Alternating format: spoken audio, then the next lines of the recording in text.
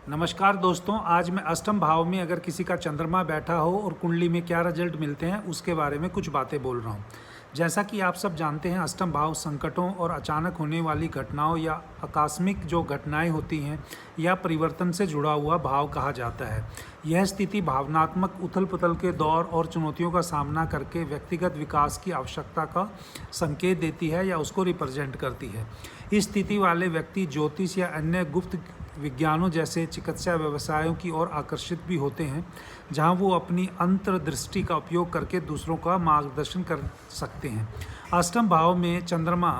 अंतर्ज्ञान, जिसको आप कह सकते हैं कि एनहेंस इंट्यूशन या साइकिक एबिलिटीज़ की तरफ भी रिप्रेजेंटेशन देता है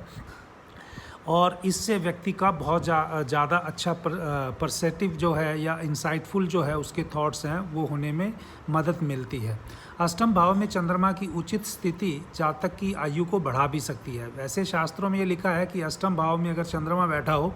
तो कुंडली में नुकसान करता है, लेकिन इसका जो मैंने एक अध्ययन करते हुए पाया है कि अष्टम भाव में अगर चंद्रमा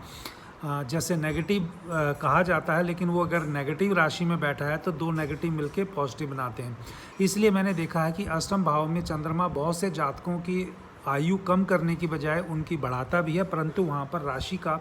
फ्लेवर या मेलेफिक एस्पेक्ट होना बहुत ज़रूरी है।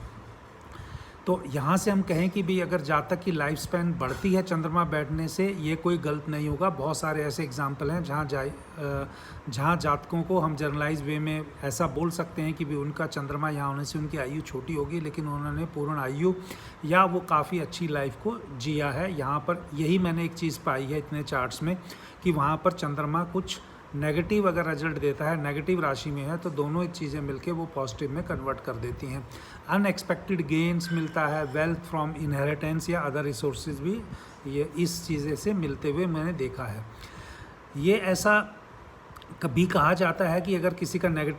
चंद्रमा नेगेटिव राशि में नहीं बैठा है तो ऐसे जातक को पानी या नदी या तालाब से दूर रहना चाहिए, क्योंकि उसको वहाँ पर कोई जोखिम भरा इवेंट होने की संभावना बनी होती है, इसलिए उसे कहा जाता है कि पानी से दूर रहो। नेटिव जो है वो शॉर्ट टेम्पर्ड, इमोशनल या मूडी तो अवश्य ही होगा जब चंद्रमा अष्टम भाव में होगा। चांसेस आर हायर दैट कि भाई ऐसा व्यक्ति अपने जीवन में कोई लॉसेस बिजनेस में ज़रूर उठाएगा या उसको कोई चोरी होने की संभावना होगी, क्योंकि वो अष्टम भाव कुएं का भाव है। अचानक से उसकी संपत्ति किसी भी रूप से उससे कम होती हुई दिखाई देती है। लेकिन